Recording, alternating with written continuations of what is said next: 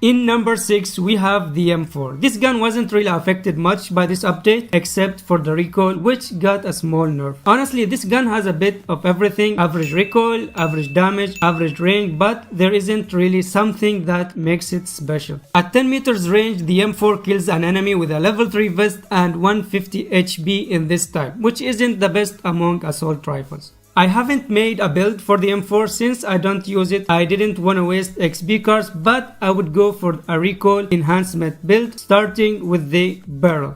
I'll choose the OWC Marksman. Another good barrel for the recoil would be the OWC Ranger, and the difference between the two that the Marksman would give you more accuracy but less movement speed, so it's really up to you, but honestly both are good. Next I have the Optic, which is my favorite scope of all time, the red dot. Then we have the stock, and I choose the MIP strike stock. Not only it improves the recoil and bullet spread, but also the flinch stability. And if you don't know what flinch stability is, it's basically when an enemy shoots at you, you will notice that the screen is shaking. So this attachment will reduce the shaking, which will allow you to be more accurate when you shoot back at the enemy. Next we have the underbarrel, and I choose the Ranger foregrip. I'll have to sacrifice some mobility for this, but it's okay with me. Even with this mobility loss, I still think it's fast enough. And finally we have ammunition, and to be exact I went with the 40 round mag. Honestly, you don't need the 50 mag, 40 bullets should be more than enough.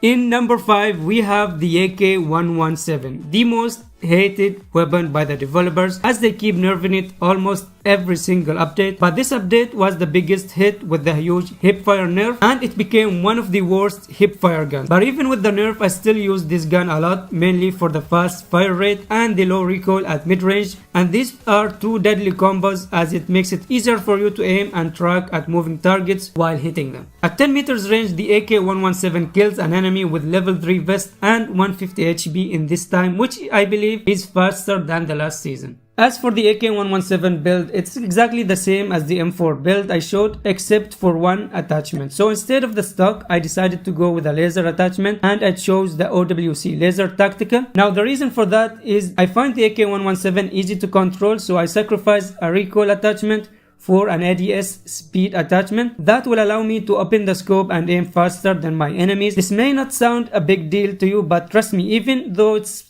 a split second difference, you can fire 5 bullets or more while your enemy still haven't finished opening his scope, which can give you head start and advantage.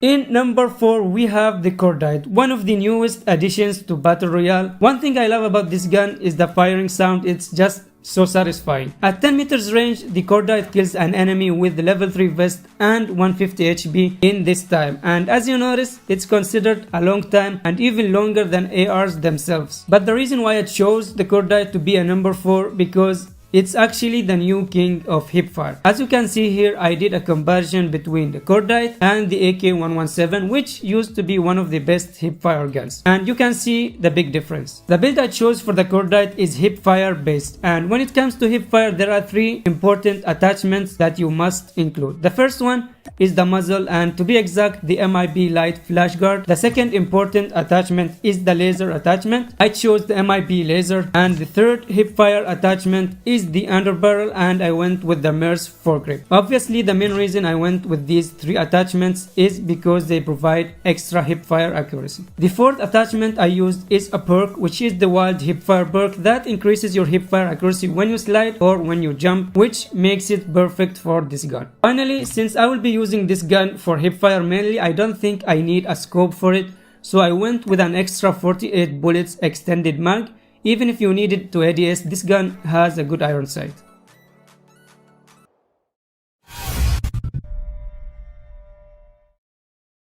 In number 3 we have my favorite close range gun these days, which is the HS0405 shotgun. It can also be considered as a hipfire gun. The difference between this and the Cordite is that the shotgun actually needs more accuracy and more skill in general, because if you miss, you die. It's simple as that. As for the Cordite, you have 48 bullets, so it won't really matter much if you miss. Since it's a shotgun, I decided to test it at 5 meters range because that's the range you try to be at when you fight an enemy, and this gun can one-shot kill an enemy with a level 3 vest and 150 HP. Just make sure you always aim at the chest and the head area.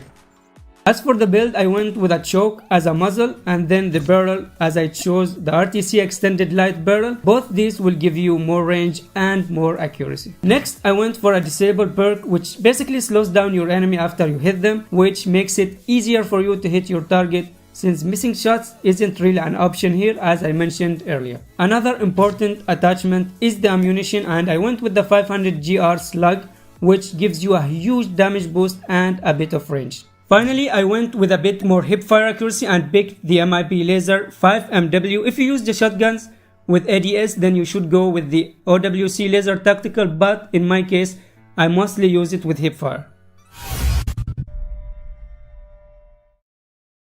In number 2, we have the biggest surprise in Season 9. Surprise, motherfucker! The ASM. This weapon is like the ugly girl or boy in school that nobody really liked, then they turn out to be super hot in college. That's exactly what happened with the ASM. Nobody really used it from Season 1 to 8, but in Season 9 people realized how good this gun is as they significantly buffed the recoil. At 10 meters range, the ASM kills an enemy with a level 3 vest and 150 HP in the same time as the AK-117, but what makes it special that it has a better range and can also kill fast in mid to long range combined with the good recoil. As for the build, it's 100% exactly the same as the M4, so I'm not gonna go through it again. This will improve the recoil control and gives you more range, but you will sacrifice a bit of mobility. And finally, in number 1, we have the AK-47, and I'm sure it's not a surprise, most of you saw it coming. This gun was already one of the best and most used guns from Season 1 to Season 8, and on top of that they decided to buff the recoil, so now it's crazy good. Not only that, but it actually has a better hipfire than AK-117, and you can use it to hipfire, but only when you're hugging your enemies at 5 meter range or less. At 10 meters range, the AK-47 can kill an enemy with a level 3 vest and 150 HP in this time, which is insane. Honestly, I did not expect it to kill that fast. So basically the AK-47 has a role, it kills fast in close range and it has enough range to kill fast at mid to long range. The only issue I faced when using this gun is the crazy high recoil at very long ranges, and as far as I remember it wasn't like that in the previous season. So when I tried to spray at the very long ranges, I ended up killing birds instead of my enemies. But it also makes sense since most of the assault rifles got a recoil nerf except for the ASM. Again, the build I chose for this gun is a recoil control based build, which is exactly the same as the M4 and the ASM, just to be able to spray your enemies easier at mid to long range. And even though this gun has a little bit higher recoil than the SM, it kills faster. You might not realize this, but by viewing the video you already supported me. However, if you find this useful, then kindly consider leaving a like, and if you're feeling extra generous, then maybe share it with your friends. It did take me a lot of time to test and record and edit, and that explains the delay as the video should have been out 5 days ago, so I'm really sorry about that. Thank you all for watching and see you in